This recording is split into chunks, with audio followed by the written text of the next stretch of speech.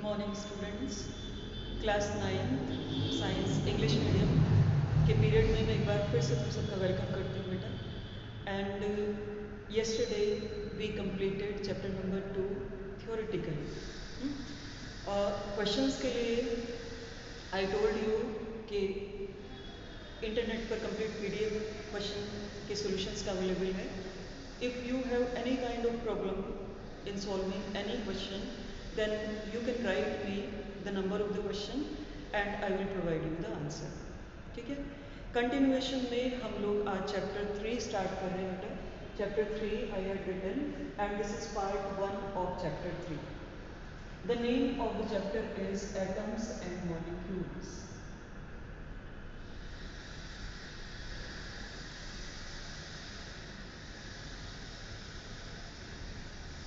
Name of the chapter is Atoms and Molecules.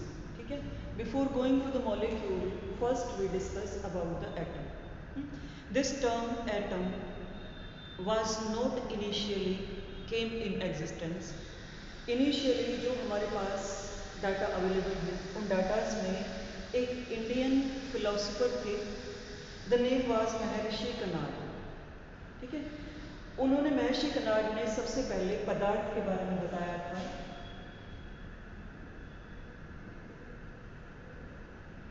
पदार्थ and कण।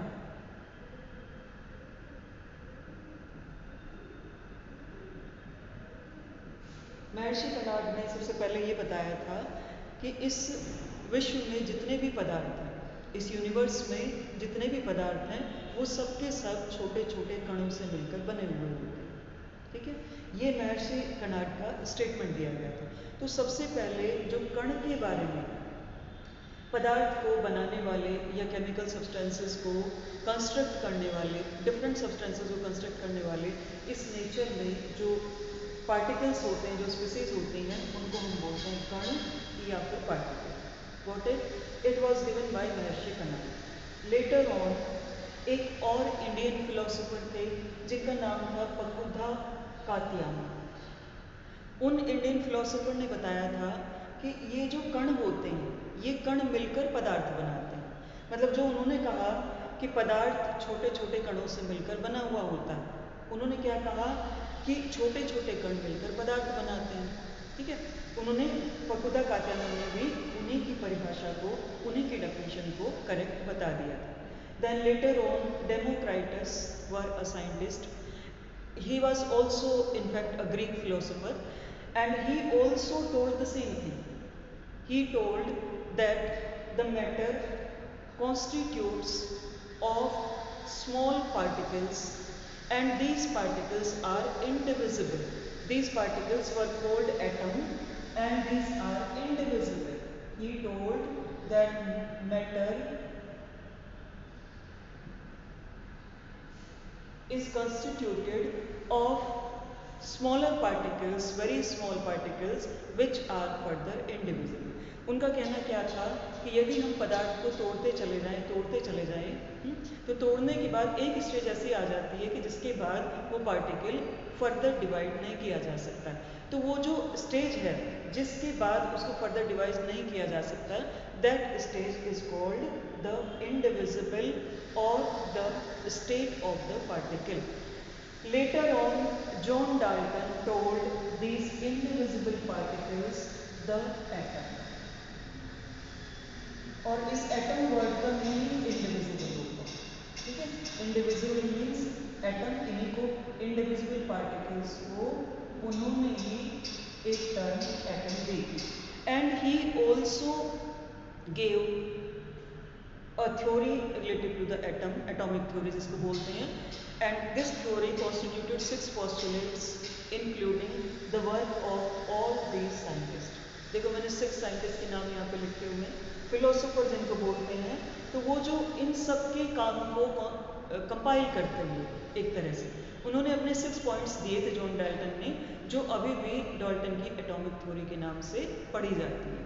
और तुम्हारे बुक में भी है डाल्टन की एटॉमिक थ्योरी के नाम से हम उसको जानते हैं। ये बात समझ पाए बेटा? अच्छा, अब इसमें जॉन डाल्टन ने क्या बताया था? That atom is indivisible, it can not be further divided, and it is the smallest particle which forms the metal. Then Antony Lavoisier and Joseph Proust, they told that atoms after combination, they form the compound. Atoms, when combined in a definite ratio, they form the compound. This was given by Antony Lavoisier and J.L. Proust. So इन्होंने जो इनका काम था J.L. Proust का और Antony Lavoisier का, उनको हम बोलते हैं लॉ ऑफ केमिकल कॉम्बिनेशंस। मैं यहाँ पर लिख रही हूँ इस टर्म को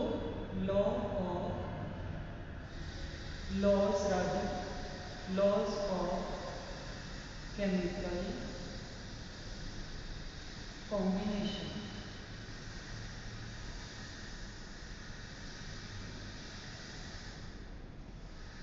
गोट इट बेटा, ये बात समझ में आई।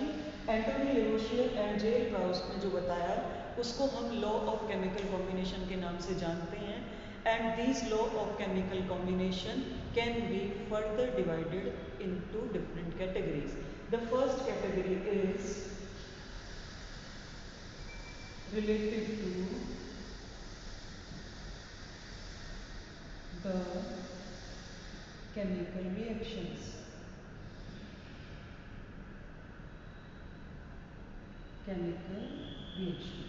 ठीक है।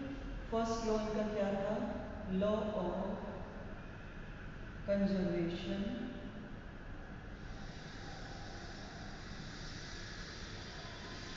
Of mass. Law of conservation of mass. Law of conservation of मास क्या कहता है?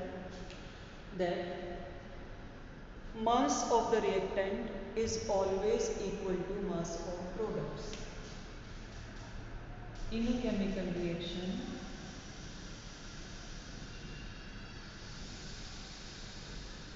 ठीक है।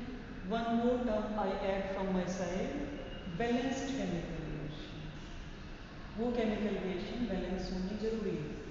in a balanced chemical reaction mass of reactant is always equal to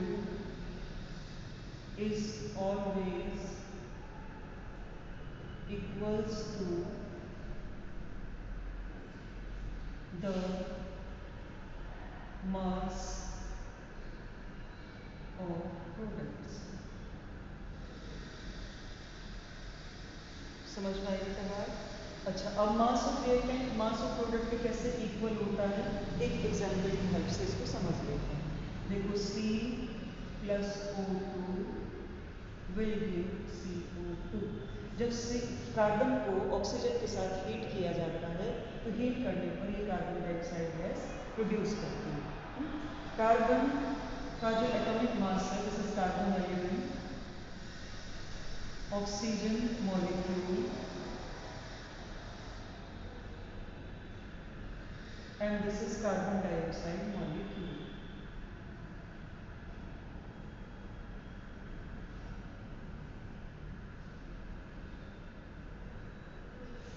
Got it? Carbon and oxygen combine together to form carbon dioxide। अब हम ये देखते हैं कि law of conservation of mass इसमें एप्लीकेबल है या नहीं। C carbon is 12 gram, atomic mass of carbon is 12 and it combines with 32 gram of oxygen to produce 12 plus 32। How 32? 2 into 16, because 16 is the atomic mass of oxygen।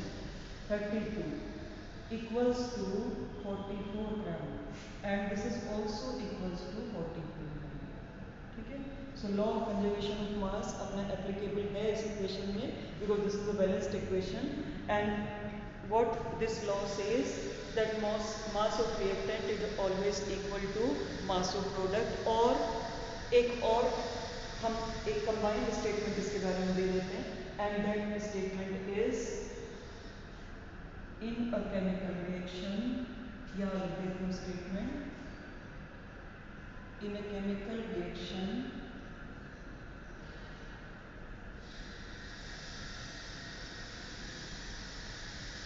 mass remains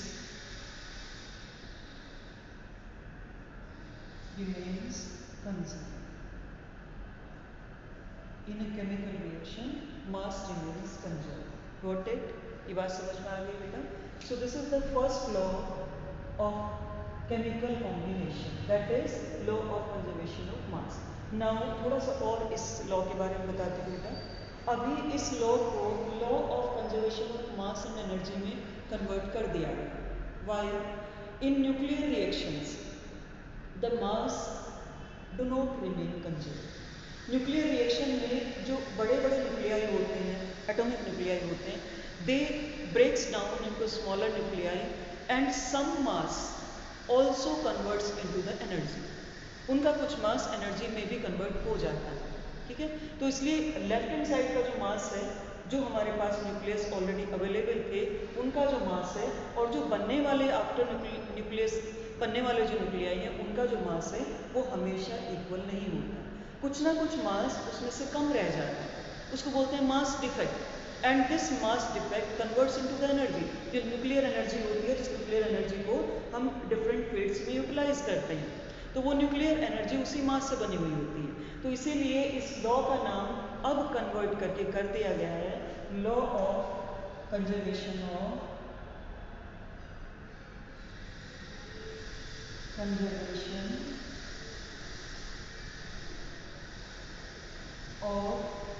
mass and energy. ये बात समझ में आ गई बेटा? So now this law is applicable in its new form, that is called law of conservation of mass and energy. ये NCERT में नहीं दिया हुआ है, but तुम्हें actual state पता होना चाहिए कि law of conservation of mass is not applicable everywhere. In case of nuclear reactions, there is a loss of mass, and this lost mass converts into energy. This is why the name of the law is changed into law of conservation of mass and energy. ये बात समझ में आई बेटा? तो आज हमने law of conservation of mass के बारे में पढ़ा, और हमने आज पढ़ा कि हम एटम को पहले किस नाम से जानते थे, and what was the introduction about the atom. ये चीज़ हमने पढ़ी आज. ठीक है, अब एक और लॉ है लॉ ऑफ केमिकल कॉम्बिनेशन में. इनफैक्ट एक से ज़्यादा है. दूसरा लॉ क्या है? Law of constant proportion. ठीक है, तो वो लॉ ऑफ कांस्टेंट प्रोपोर्शन मैं आज और बता देती हूँ. लॉ ऑफ कांस्टेंट प्रोपोर्शन और लॉ ऑफ कांस्टेंट प्रोपोर्शन.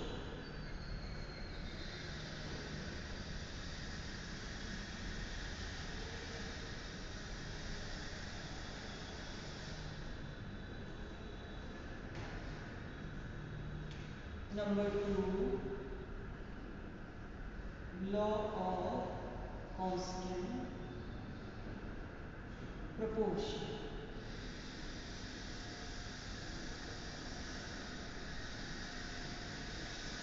इसी को बोलते हैं कॉम्पोजिशन. प्रोपोर्शन का दूसरा मतलब है composition. Law of constant composition. देखो ये लॉ क्या कहता है? For example H2O, for example CO2. देखो ये लॉ क्या कहता है? A compound can be obtained from different methods. For example, water may be formed as rainwater, ठीक है, well water, ocean water, tap water, sea water, and ground water,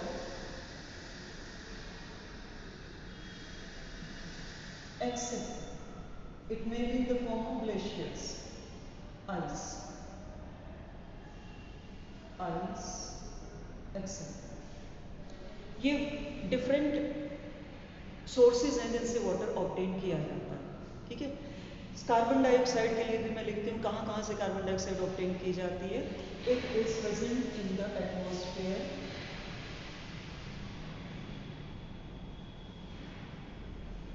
burning of fuel.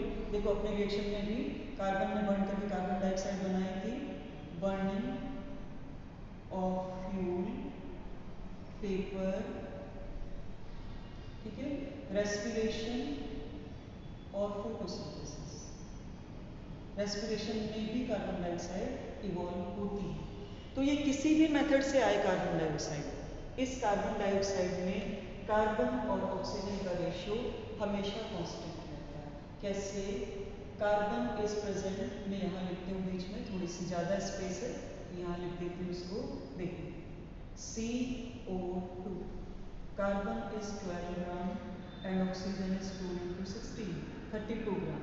ठीक है, और अगर मैं इसको डिवाइड करूँ तो डिवाइड करने पर ये 4 3 जा 12,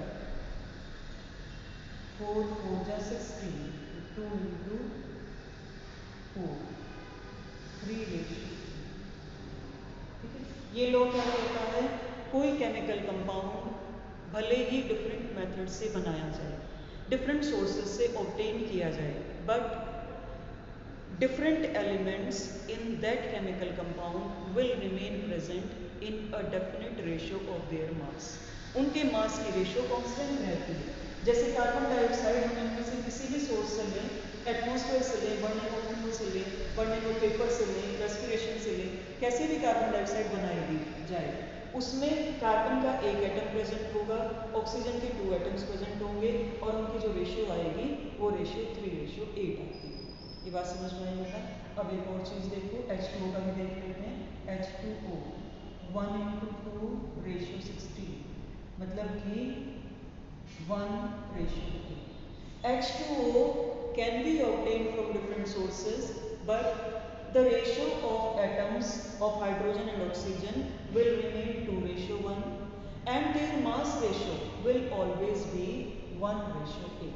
ठीक है, this is called law of constant proportion और लॉ ऑफ कांस्टेंट कंपोजिशन। मतलब क्या हुआ इसका कि कोई केमिकल कंपाउंड किसी भी मेथड से बनाया जाए, उसमें जो डिफरेंट एलिमेंट्स से कंबाइन करने वाले, वो डिफरेंट एलिमेंट्स अपनी एक फिक्स्ड रेशियो में ही कंबाइन करते हैं।